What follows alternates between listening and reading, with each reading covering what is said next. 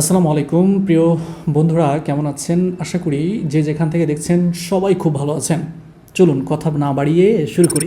আপনারা জানেন যে আমার একটা লিজের পুকুর আছে, তে আপনারা দেখাইছি। লিজের পুকুর মানে নিজের নাকি লিজের? সম্ভবত লিজ নেওয়া, বছরও নেওয়া যায়, অনেক বছর, যুগও নেওয়া যায়, বছরও নেওয়া যায়, অনেকভাবে আসলে নেওয়া যায় লিজটা। যে ছোট ছোট পোনা আর কি ছাড়িয়ে দিছে এই পুকুরটা, এটা আমার লিজের পুকুর। তো এখন এই লিজের পুকুর। পুকুরে মাছগুলা যে একটু চেক দিব যে মাছগুলা কিরকম বড় হইলি। তো এই দেখেন আমি অটোমেটিক জাল হাতের মধ্যে বাঁধায় ফেলাইছি, বুঝতে পারছেন। অনেক জেলার এটা হচ্ছে খেপলা জাল। ভাইজানেরা খেপলা জাল অনেক দিয়ে ভাবে আজকে আসলে মাছ এই ধরা হবে। জালটাকে বলে থাকেন, কিন্তু আমার নাটোর জেলার হচ্ছে ভাইজানেরা আর কি বলে এটা হচ্ছে মনির ভাইয়ের বাসা হচ্ছে নাটোর। আমি আসলে জানতাম না যে এর বাসা আসলে নাটোর। এই জালটাকে আমাদের এখানে বলা হচ্ছে খেপলা জাল, খেওয়া জাল। খেওয়া জাল। এটা হচ্ছে খেওয়া জাল, খেওয়া জাল বা খেপলা জাল। এটা হচ্ছে খেওয়া জাল, বুঝতে পারছেন। এটা জালটা অনেক বড় বড় হয়, ছোট ছোট হয়, মাঝারি মাঝারি হয়। এটা খেওয়া জাল, বুঝতে পারছেন। আজ এই খেওয়া জাল দিয়ে আর কি মাছ চেক দিব যে আসলে মাছগুলা কত বড় বড় হয়েছে, বুঝতে পারছেন। তো এখন এই জালটা মারার নিয়ম কিনম অবশ্যই আছে, নিয়ম কানুন তো অবশ্যই আছে। তা এইভাবে মারলে কি জালটা কি পড়বি না।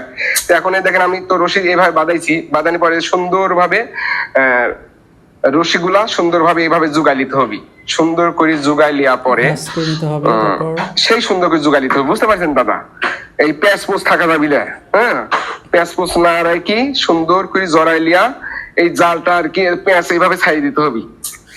ছাড়ি সুন্দর করে জোগাই লিয়া এই যে এক সাইডে এত বড় রাখতে হবে। নাকি হচ্ছে এই জালটা হচ্ছে 3 ভাগে ভাগ হবে। এক ভাগ এই কেনির ভিতরে থাকবি, এক ভাগ বাম হাতে থাকবি, আর এক ভাগ হচ্ছে ডান হাতে থাকবি। তারপরে এই জালটা আর কি বাড়ার নিয়ম, বুঝতে পারছেন। এখন জালে ভালো একটা কথা বলছেন আপনি জালের বিষয়। আমি আসলে খেপলা জাল খেওয়াইতে পারি না। একরকম নিয়ম, বুঝতে পারছেন। দেখেন আমি ভাগ করতেছি, 3 ভাগ এখন ভাগ হবি জালটা। এটা একটু জালটা আর কি একটু ছোট কোয়ালিটি। আর হচ্ছে যে নিচে যে দেখতেছেন এগুলা হচ্ছে লোয়ার আর কি পাথর। অনেক জায়গায় আর কি অনেক নামে এটা পরিচিত, বুঝতে পারছেন। আমরা আর কি বলে থাকি আর কি ঘাই, বুঝতে পারছেন। এটা হচ্ছে লোহার পাথর। নিচে তো ওয়েট না থাকলে তো এই জালটা পড়বে না। এই দেখেন অটোমেটিক এক ভাগ কোনাতে ডানের কোনাতে লিছি, এক ভাগে দেখেন আরেকটা ভাগ করবো। এখন এই ভাগটা হচ্ছে আমি বাম হাতে রাখবো, আর এই ভাগটা আমার ডান হাতে থাকবে, বুঝতে পারছেন। মানে সিরা জালটা আসলে সিরা। এই জাল বেশিরভাগ আপনার জোর বাইরে যায়, অনেক ছেড়া মাছ বের হয়ে যাবে। এই যে 3 ভাগে ভাগ হয়ে গেল। এখন ইনশাল্লাহ পুকুরে মারবো, দেখা যাক কি রকম উঠে। দেখি মানে সরো বিসমিল্লাহ। দেখ মারিছি রে, জোরে গেল না। দড়ি ছোট তো, দড়ি লম্বা দড়ি লাগে, দড়ি ছোট মারছি। এই পুকুরে আর কি এই সরপুটি বেশিরভাগই আপনার হচ্ছে পানা মাছ খায়। একটা জিনিস দেখেন, অনেক বড় একটা পুকুর কিন্তু মনির ভাই লিজ নিছে। পুকুরের চারপাশ দিয়ে অনেক আসলে পাতা, এগুলো পরিষ্কার করে দিলে ভালো হয়। হ্যাঁ, পুকুরের পাড়টা পরিষ্কার রাখলে ভালো হয়, যাতে পানিটা আসলে ভালো থাকে। আর উপরে অনেক শ্যাওলা দেওয়া হয়েছে মাছরে খাওয়ানোর জন্য। পরিচর্যাটা আসলে ভালো জানে মনির ভাই। একটা জিনিস কি, পরিচর্যা কিভাবে পরিচর্যা করতে হয় এটা আসলে ভালো জানে, ভালো বোঝে। খাল বিলে থেকে আর কি এই আপনার পানা সেকি আর কি আইনি পুকুরে দিছি, বুঝতে পারছেন। একটু দেরি করতে হবে, তারপরে আস্তে আস্তে টানতে হবে। পুকুরে এখন কানায় কানায় পানি ভরে গেছে আল্লাহ দিলে। এখন প্রচুর পরিমাণে পানি হয়েছে কয়েকদিন হলে। এখন পুকুরটা অনেক গভীর তো দাদা, এখন কি উঠবি না উঠবি দেখতে হবে। জাল তো বাইরে গেছে, প্রচুর আবর্জনা মনে হচ্ছে। এখন মনে করেন যে করতে হইলে এখানে আসলে পরিষ্কার করতে হবে। কিছু উঠে নাই, জাল ছেড়া থাকলে আসলে কিছু উঠবে না। আরেকটা মারি দেখি, কিছু উঠে নাই দাদা। পানি ভরপুর তো, যার কারণে কিছুই উঠে নাই। একটু বেশি করে বাচ্চাটাকে দূরে সরাইতে হবে। ওর ছেলে মেয়ে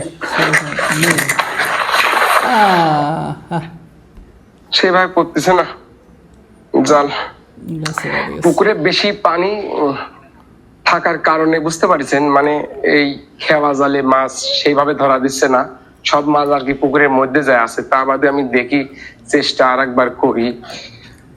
বিসমিল্লাহ। হায় রে আল্লাহ, হয় নাই। কার সাথে বাজলি রে? আবার এবার দুই একটা বাঁধতে পারে। উফ, খুব চেষ্টা করতেছি, দেখা যাক দাদা। মনে করেন যে পুকুরে বেশি পানি হলে আর মাছ তো বুঝেন নাই, মাছ জিনিস তো চালাক।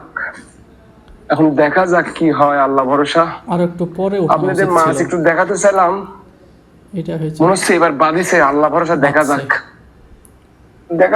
জাল একটু ঝাঁকি লাগতেছে, বাঁধিছে। দেখা যাক।